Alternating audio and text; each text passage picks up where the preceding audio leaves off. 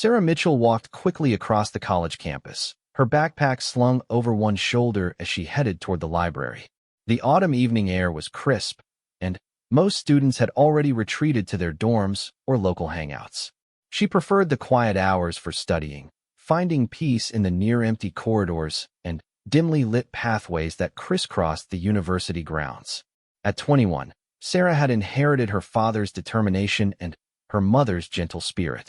She was pursuing a degree in social work, driven by a desire to help others navigate difficult situations. Her father, Master Sergeant James Mitchell, had served 3 tours in Afghanistan and now worked as a counselor for veterans dealing with PTSD. He had taught her to stand up for herself while maintaining compassion for others, even those who might not deserve it. The sound of motorcycle engines rumbling in the distance caught her attention as she approached the library steps. She glanced over her shoulder and saw 5 motorcycles slowly cruising through the campus parking lot. The riders wore leather jackets and bandanas, their bikes gleaming under the streetlights. Sarah quickened her pace, not out of fear but from a general sense of caution her father had instilled in her. Marcus "Tank" Rodriguez, the leader of the group, spotted the young woman walking alone.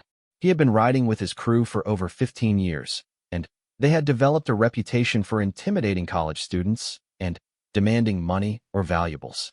Tank was a large man with numerous tattoos covering his arms and neck, and he enjoyed the fear he could instill in others with just his presence. "Look what we got here," Tank called out to his companions as he revved his engine. Little college girl walking all by herself. The other riders laughed and began following Sarah at a slow pace, their engines creating an ominous rumble that echoed off the nearby buildings. Sarah noticed them trailing her and felt her heart rate increase. She had dealt with difficult people before, thanks to her father's training, but being outnumbered 5-1 in a nearly deserted area was not an ideal situation. Jake "Viper" Thompson, Tank's second-in-command, pulled his bike alongside Sarah's path. He was younger than Tank, but equally intimidating, with a scar running down the left side of his face from a bar fight years earlier. "Hey, sweetheart, were you going in such a hurry?" he called out, his voice carrying a mocking tone. Sarah kept walking, maintaining her composure despite the growing tension. She had learned from her father that showing fear often encouraged bullies to escalate their behavior. Instead, she continued toward the library, hoping to reach the safety of the building before the situation deteriorated further. The third rider, Tony "Razor" Martinez, accelerated past Sarah and stopped his bike directly in front of the library entrance, blocking her path. He was known for his unpredictable temper and had spent time in prison for assault. His presence immediately changed the dynamic of the situation from harassment to something more serious. "Now hold on there, college girl," Tony said as he dismounted his bike. "We just want to have a friendly conversation. Maybe you could help us out with some gas money for our bikes." The remaining 2 riders, Danny "Smoke" Johnson and Rick "Chains" Williams, positioned themselves on either side of Sarah, effectively surrounding her. Danny was the youngest of the group, but eager to prove himself, while Rick had a reputation for carrying weapons and wasn't afraid to use them when situations escalated beyond simple intimidation. Sarah found herself trapped between the 5 bikers, with no clear path to safety. The library was only 30 feet away, but Tony's position made it impossible for her to reach the entrance. She could see a security camera mounted on a nearby light pole, but she wasn't sure if it was functioning or if anyone was monitoring the feeds at this hour. "I don't have any money with me," Sarah said calmly, trying to keep her voice steady. "I'm just trying to get to the library to study." Tank laughed and revved his engine again. "Oh, we're not just talking about money anymore, sweetheart. See, you've got something else we might be interested in." The implication in his words made Sarah's blood run cold. She realized this situation was far more dangerous than she had initially thought. These weren't just college pranksters or petty thieves looking for easy money. They were predators who had targeted her specifically because she was alone and vulnerable. Sarah's father had taught her basic self-defense techniques, but he had also emphasized that the best strategy in an overwhelming situation was to try to de-escalate or find an opportunity to escape. She scanned her surroundings, looking for any possible avenue of retreat or anyone who might be able to help. The campus was eerily quiet, with only a few distant lights visible in dormitory windows. Most students were either studying in their rooms or had gone home for the weekend. The library wouldn't close for another 2 hours, but the evening study session was typically attended by only a handful of dedicated students who rarely ventured outside during their breaks. "Look, I understand you guys are just having some fun," Sarah said, trying to appeal to any sense of reason they might possess. "But I really need to get inside and study for an exam tomorrow. Maybe we could just call it even and go our separate ways." Viper laughed harshly. "Fun? Oh, we haven't even started having fun yet." The bikers began closing in on Sarah, their intentions becoming increasingly clear. Tank reached into his jacket pocket, and Sarah caught a glimpse of what appeared to be a knife handle. Her training kicked in, and she began calculating her options for escape or defense. At that moment, she noticed headlights approaching from the main campus road. A vehicle was driving slowly through the area, and Sarah felt a brief surge of hope that help might be arriving. However, as the vehicle came closer, she could see it was just a single car with what appeared to be another student driving alone. Tank noticed the approaching vehicle as well and signaled to his crew. "Razor, go deal with whoever that is. Make sure they keep driving." Tony mounted his bike and rode toward the approaching car, positioning himself in the middle of the road with his arms crossed. The car slowed to a stop, and Sarah could see the driver hesitating about what to do next. The young man behind the wheel was Kevin Patterson, a sophomore who had been returning from his job at a local restaurant. Kevin had never been in a confrontational situation before, but he could sense that something was wrong with the scene in front of him. He considered calling campus security, but realized his phone was dead, and he wasn't sure how long it would take for help to arrive. Tony approached the driver's side window and tapped on the glass with his knuckles. "Keep moving, kid. Nothing to see here." Kevin looked past Tony and could see Sarah surrounded by the other 4 bikers. Even from his distance, he could tell she was in serious trouble. Despite his fear, Kevin knew he couldn't just drive away and leave someone in danger. "Is everything okay over there?" Kevin called out, loud enough for Sarah to hear. "Everything's fine," Tank shouted back. "Just having a conversation with our new friend here." Sarah took advantage of the momentary distraction to position herself closer to one of the parked motorcycles. If she could create enough chaos, she might be able to break free from the circle and make a run for it. Her father had taught her that sometimes the best defense was an unexpected offense. Kevin made a decision that would later prove crucial to the night's events. Instead of driving away, he pulled out his phone and began recording video of the situation. Even though his phone was nearly dead, he managed to capture several seconds of footage showing Sarah surrounded by the bikers. "Hey, what are you doing?" Tony demanded, noticing the phone. "Just making sure everyone stays safe," Kevin replied, trying to keep his voice steady.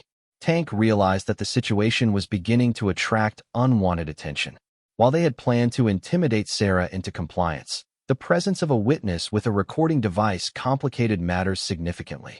He signaled to Danny and Rick to move toward Kevin's car while he and Viper maintained their positions around Sarah. Sarah saw her opportunity as the group's attention became divided. She suddenly lunged toward Smoke's motorcycle, grabbing the handlebars and pushing with all her strength.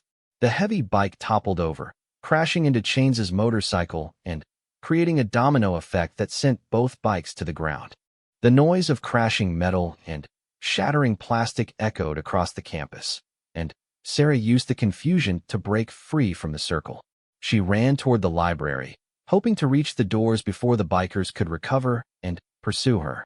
Tank cursed loudly and began chasing Sarah on foot while shouting orders to his crew. "Get her! Don't let her reach that building." Viper abandoned his bike and joined the pursuit, his longer stride allowing him to gain ground quickly. Sarah could hear their footsteps behind her and pushed herself to run faster than she ever had before. Kevin, seeing the situation escalate dramatically, made another split-second decision. He honked his car horn repeatedly, creating as much noise as possible to draw attention to the area. The sound carried across the campus, and several dormitory windows lit up as students investigated the commotion. Sarah reached the library steps just as Viper caught up to her. He grabbed her backpack, jerking her backward and causing her to lose her balance. She fell hard on the concrete steps, scraping her hands and knees, but managing to maintain her grip on the backpack straps. "Nowhere to run now," Viper said with a menacing grin. Tank arrived seconds later, breathing heavily from the sprint. He was furious about the damaged motorcycles and the attention the incident was now attracting. "You're going to pay for those bikes," he growled at Sarah. Kevin continued honking his horn, and lights were beginning to come on in more buildings around the campus. The bikers realized they were running out of time before security or police might arrive, but they were too committed to the situation to simply walk away. Sarah struggled to her feet, her hands bleeding from the fall. She could see that the library doors were locked, with only emergency lighting visible through the windows. The building that had represented safety was now just another obstacle between her and escape. Danny and Rick had reached Kevin's car and were attempting to force him out of the vehicle. Danny yanked on the door handle while Rick pounded on the passenger window, shouting threats and obscenities. "Turn off that horn and get out of the car," Rick demanded. Kevin held firmly to the steering wheel and continued pressing the horn. His phone had finally died completely, but he hoped the video he had managed to record would be useful if anyone found it later. The situation had now escalated far beyond what any of the participants had originally intended. What had started as simple harassment had evolved into assault, property damage, and potentially much worse. Tank looked at his watch and realized they had been on campus for nearly 20 minutes, far longer than their usual hit-and-run tactics. Sarah backed against the library doors, trapped once again, but refusing to give up. She remembered her father's words about never surrendering without a fight, no matter how overwhelming the odds might seem. "My father is a Marine veteran," she said, hoping to appeal to any sense of respect they might have for military service.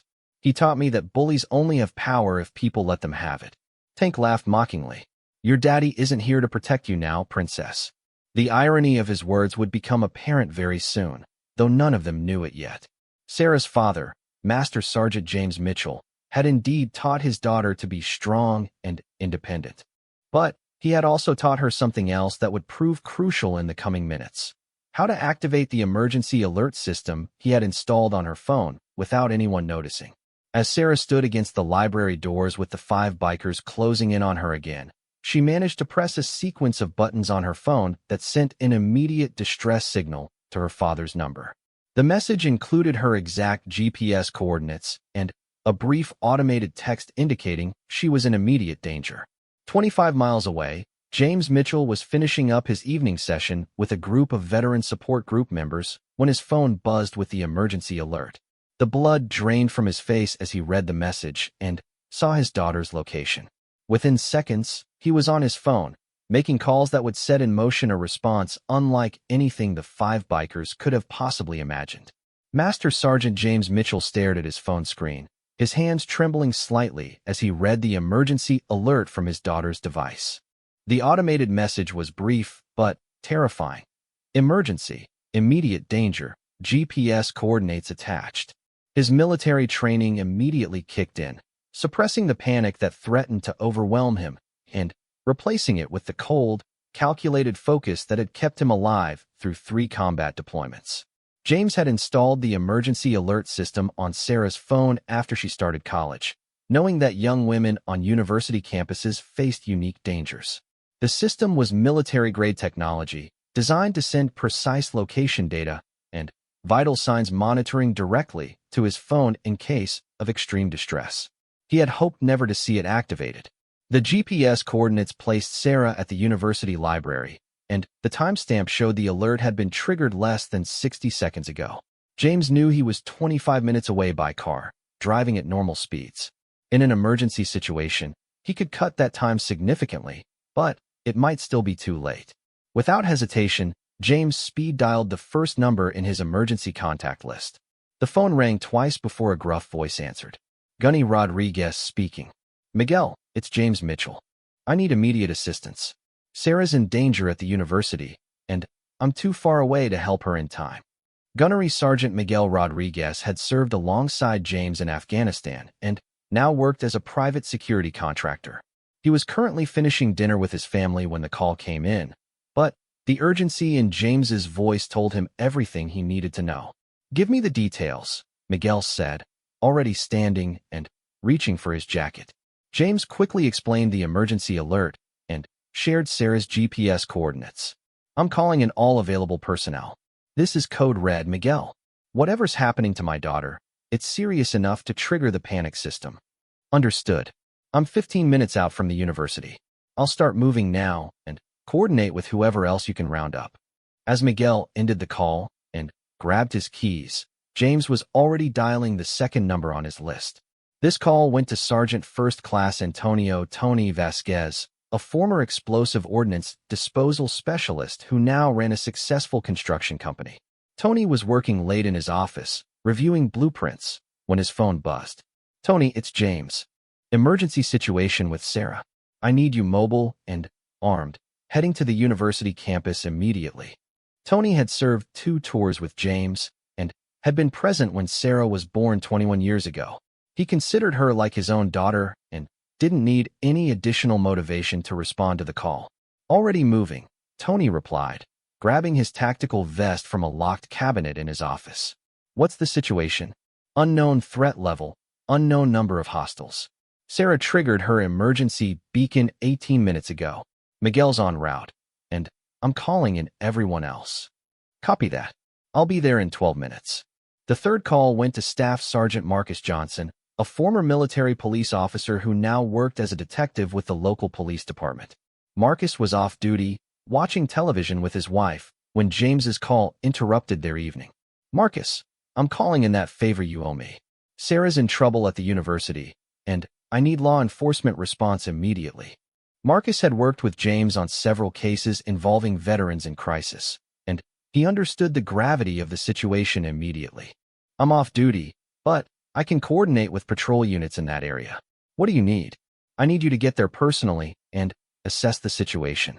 If Sarah's in immediate danger, I need you to call for backup and coordinate with my team when they arrive. Roger that. I'm 20 minutes out, but I'll call dispatch and get patrol units rolling to that location now. The fourth call was the most important one. James dialed the number for Colonel Patricia Williams, his former commanding officer who now worked at the Pentagon coordinating Veterans Affairs. Colonel Williams had retired from active duty but maintained extensive contacts throughout the military and law enforcement communities. Colonel, it's James Mitchell. I'm declaring a personal emergency and requesting immediate assistance under the Veteran Mutual Aid Protocol. Colonel Williams had been preparing for bed when the call came in, but she was instantly alert upon hearing James's voice. She had served with him for over a decade and knew he wouldn't make such a request lightly. What do you need, Sergeant? My daughter Sarah is in immediate danger at the university campus. I have 3 personnel en route, but I need additional backup and coordination with local authorities. The situation is unfolding now, and I'm still 20 minutes away. Consider it done. I'm making calls to activate the Regional Veteran Response Network. You'll have a full team at that location within 30 minutes. As Colonel Williams ended the call, she immediately began working her phone, contacting former Marines stationed in the area who could respond quickly to assist a fellow veteran's family member in crisis. James made 3 more calls as he raced toward his truck.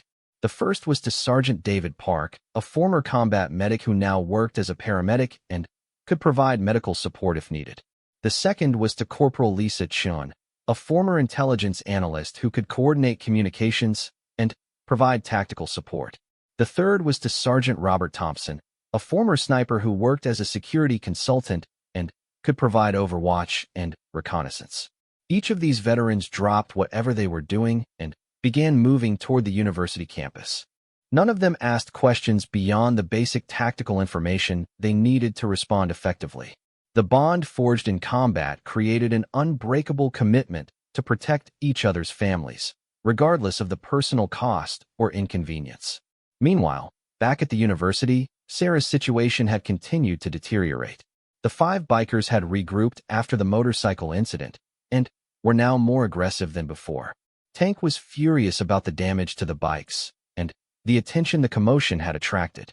You're going to pay for this one way or another, Tank growled at Sarah, pulling a switchblade from his jacket pocket. Kevin continued honking his horn from his car, but Danny and Rick had managed to smash his passenger window and were attempting to force him out of the vehicle. Several students had appeared at dormitory windows, but none of them had ventured outside to investigate or offer assistance. Sarah pressed her back against the library doors, her emergency alert having been sent, but with no immediate sign that help was coming. She could see campus security lights in the distance, but the nearest patrol vehicle was at least 10 minutes away based on the usual response times she had observed. Viper stepped closer to Sarah, blocking any potential escape route. Maybe if you're real nice to us, we'll forget about the bikes, and just take whatever cash you've got in that backpack. I already told you, I don't have any money, Sarah replied, trying to keep her voice steady despite her growing fear. Smoke, who had been largely quiet during the confrontation, suddenly spoke up. Tank, maybe we should just get out of here. This has gone on too long, and people are starting to notice. Tank turned on his fellow biker angrily. We're not leaving until this little princess pays for what she cost us tonight. The argument between Tank and Smoke created a momentary distraction that Sarah tried to exploit. She feinted toward the left, hoping to break past Viper and make another run for safety. However, Viper anticipated her move and grabbed her wrist, twisting it painfully and forcing her back against the doors. Nice try, sweetheart, but you're not going anywhere. At that moment, the first sign of approaching help became visible in the distance. Miguel Rodriguez had made excellent time and was approaching the campus in his black SUV, driving with the lights off to avoid drawing attention to his arrival. As a former reconnaissance Marine, he knew the value of approaching a hostile situation with the element of surprise. Miguel parked his vehicle 2 blocks away from the library and proceeded on foot, using the cover of trees and buildings to get closer to Sarah's location. Through his night vision scope, he could clearly see the situation. One young woman surrounded by 5 aggressive bikers, with another student trapped in his car nearby. Miguel activated his communications headset and contacted the other responding veterans. Overwatch established. 5 hostiles, 1 victim, 1 additional civilian in vehicle. Victim appears unharmed but in immediate danger. Hostiles are armed with at least 1 blade weapon visible. Tony Vasquez acknowledged the communication from his own vehicle, still 6 minutes away from the campus. Copy, Overwatch. What's the recommended approach? Coordinated assault from multiple vectors. We need to isolate and neutralize the threats quickly before the situation escalates further. Colonel Williams's calls had been successful beyond expectations.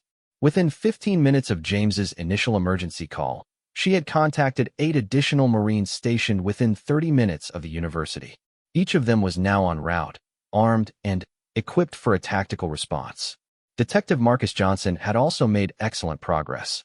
His calls to dispatch had resulted in 2 patrol units being diverted to the university campus, and he had used his authority to ensure they approached with caution to avoid spooking the suspects into more violent behavior.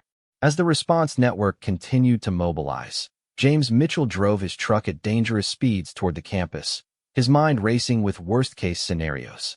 He had taught Sarah to be strong and independent, but he had also prepared for the possibility that she might one day face a threat beyond her ability to handle alone. The emergency response system James had created wasn't just about technology. It was about the brotherhood of veterans who had sworn to protect each other and their families. Every person responding to Sarah's crisis had made a commitment that extended far beyond their military service, binding them together in a network of mutual support and protection. Miguel continued his reconnaissance of the situation, noting that campus security still appeared to be unaware of the incident. The bikers had chosen their location well, positioning themselves in an area with limited visibility from main pathways and security checkpoints. All units, be advised that local security appears to be uninformed. We may be operating independently until law enforcement arrives. Tony acknowledged the communication as he pulled into the campus parking area. Copy that. I'm in position to provide support from the south entrance. Detective Johnson was coordinating with the responding patrol units, ensuring they would arrive in a coordinated manner rather than stumbling into the situation unprepared. His law enforcement background allowed him to serve as a liaison between the veteran response team and official authorities. Sarah had no idea that an extensive rescue operation was already underway. From her perspective, she was still alone and trapped, facing an increasingly dangerous situation with no immediate hope of escape. The five bikers continued their harassment, unaware that their actions had triggered a response from some of the most highly trained and motivated individuals in the region.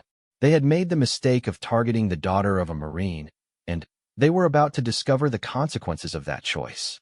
As the various response teams converged on the university campus, the stage was set for a confrontation that would leave a lasting impact on everyone involved.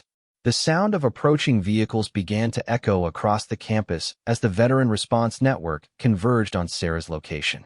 Miguel Rodriguez maintained his overwatch position, tracking the movements of both the bikers and the incoming support team through his night vision equipment. Control, this is Overwatch. Multiple friendly units approaching from different vectors.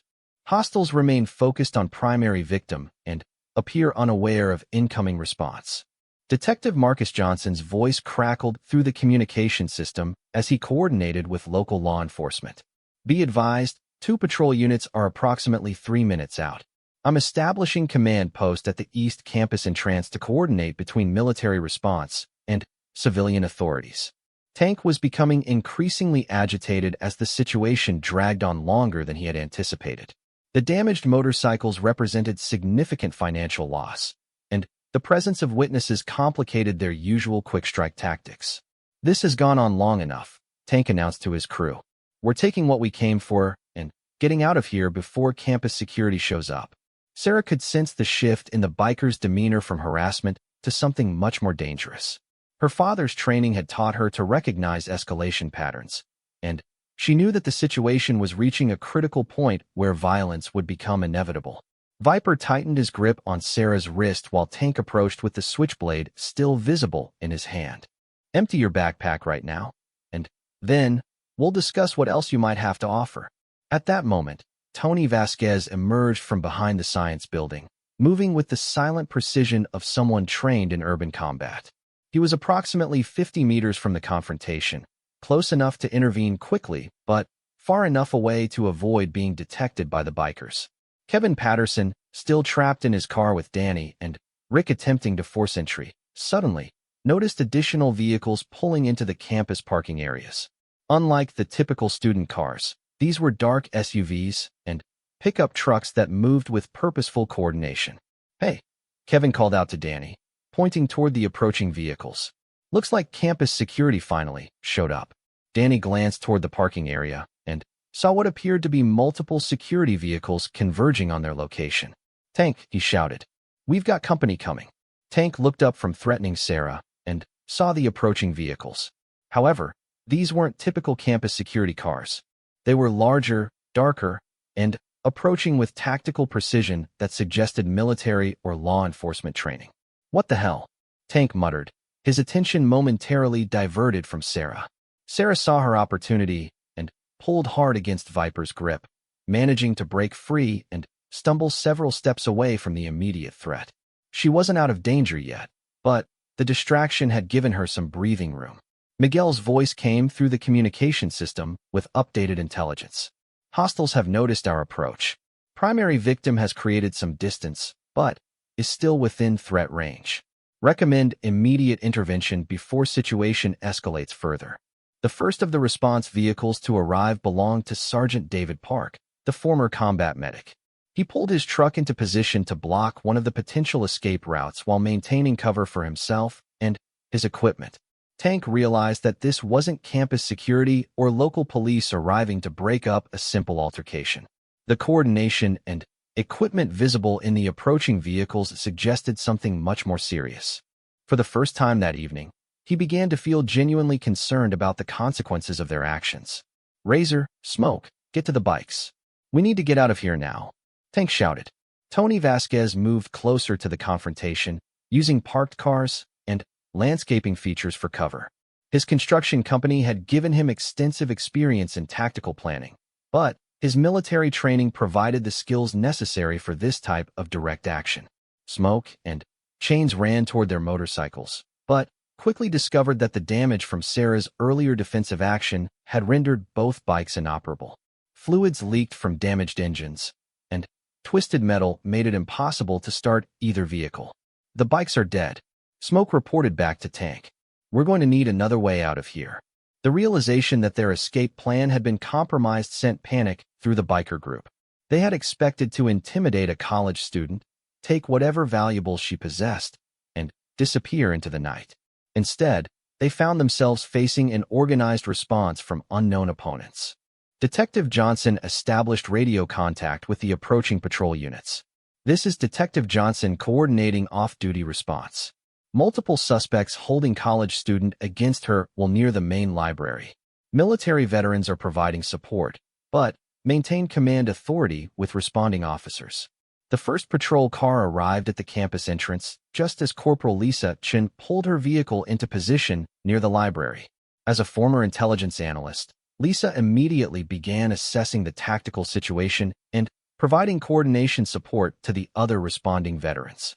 All units, this is communications. Primary victim is female, approximately 21 years old, being held by 5 adult male suspects near library entrance. Additional civilian male trapped in vehicle. Suspects appear to be armed with at least blade weapons.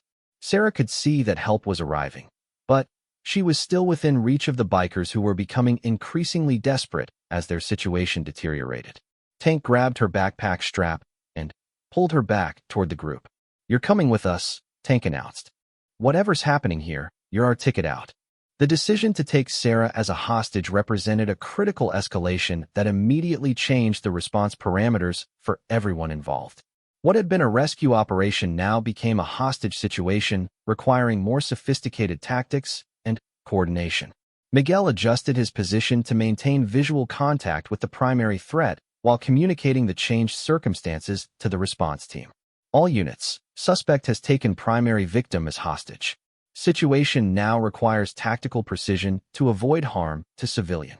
James Mitchell's voice suddenly joined the communication network as his truck roared into the campus parking area. He had driven the final 10 miles at extremely dangerous speeds, cutting his arrival time significantly through sheer determination and superior driving skills. This is Control, I'm on site, and taking command of the situation. What's the current status? The sound of James's voice through the communication system galvanized the entire response team. They had been operating as individual units working toward a common goal, but now their commanding officer was present to coordinate their efforts directly. Tony Vasquez immediately reported his position and capabilities. Sergeant, I'm 50 meters south of the threat with clear line of sight, armed and ready to move on your command. Miguel provided tactical intelligence from his overwatch position. 5 hostiles, 1 now using primary victim as human shield. Suspects appear to be panic mode and may be unpredictable. James surveyed the situation quickly, his military training allowing him to process multiple variables simultaneously. His daughter was in immediate danger, but any precipitous action could result in her being harmed. He needed to balance his paternal instincts with sound tactical judgment. Sergeant Robert Thompson arrived at that moment, parking his vehicle in a position that provided excellent sight lines to the confrontation area.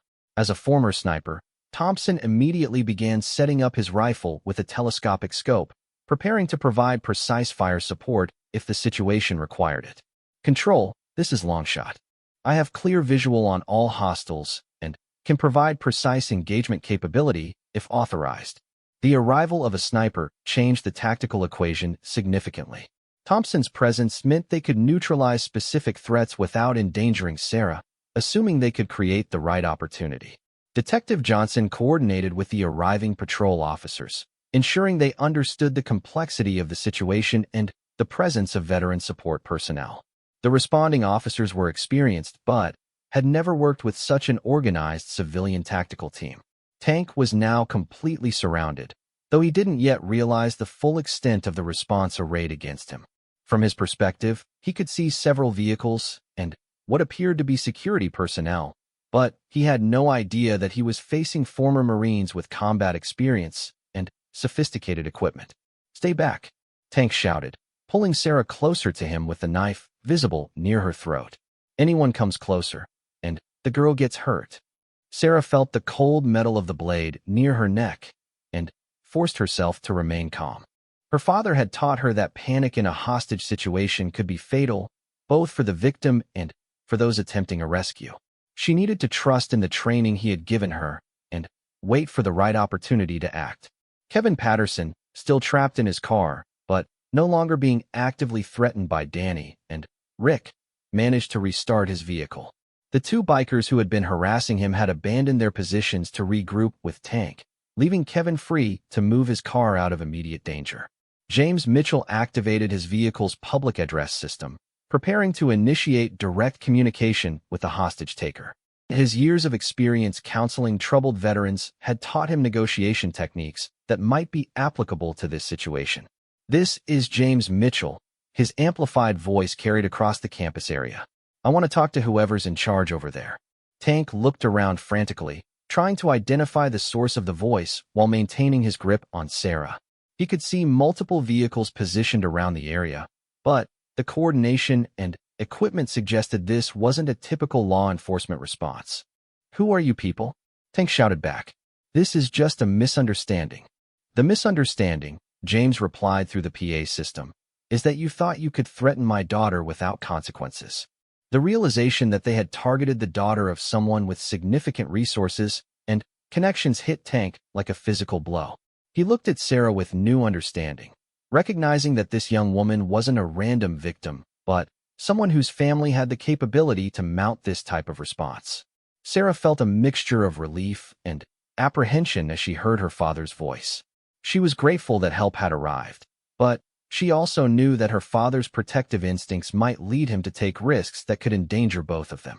The veteran response team maintained their positions while James attempted to negotiate a peaceful resolution.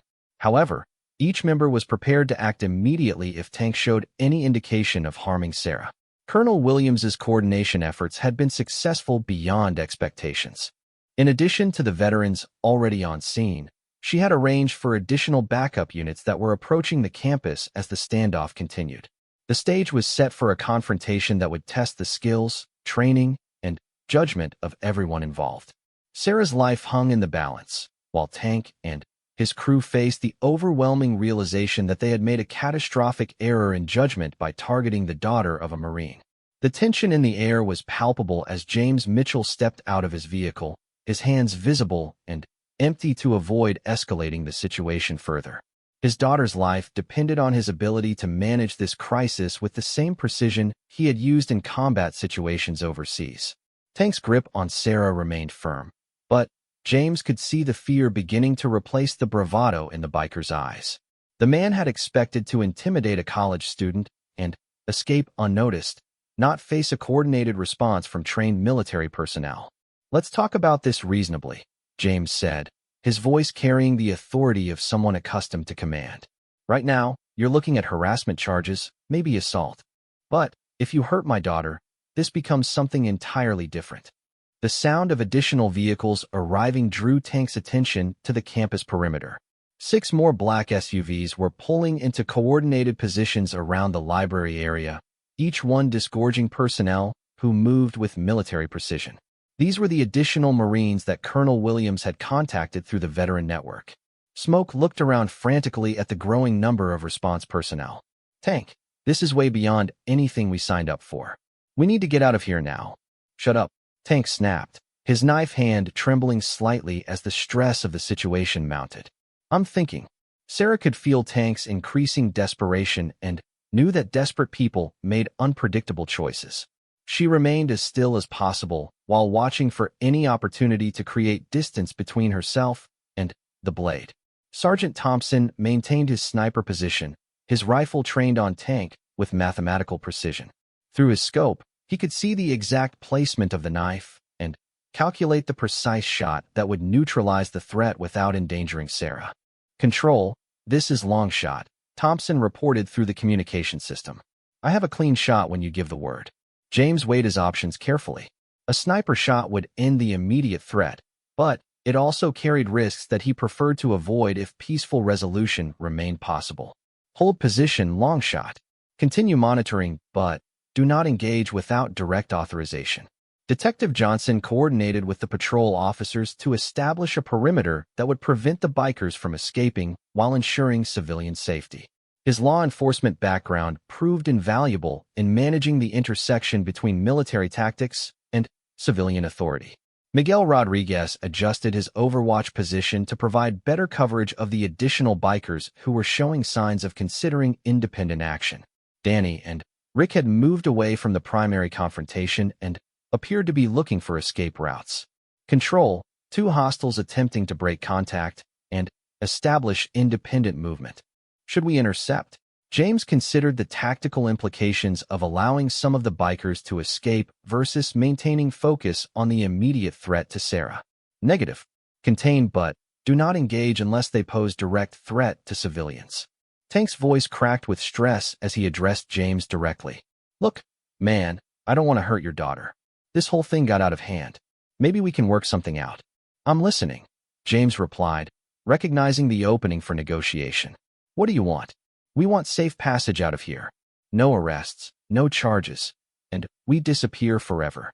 James knew he couldn't authorize such an agreement, but he also knew that keeping Tank talking reduced the likelihood of impulsive violence. That's going to require some discussion with the officers here. These aren't decisions I can make alone. Detective Johnson stepped forward, identifying himself as the law enforcement representative. This is Detective Johnson. I understand you want to negotiate, but first you need to release the young woman as a show of good faith. Tank's laugh was bitter and desperate. Release my only leverage? You think I'm stupid? Tony Vasquez had been moving closer to the confrontation during the negotiation, using the distraction to position himself within striking range. His construction experience had taught him patience and precision, while his military training provided the skills necessary for close-quarters combat. Sarah noticed Tony's movement and realized that rescue was imminent. She prepared herself to drop to the ground or move away from Tank at the first opportunity.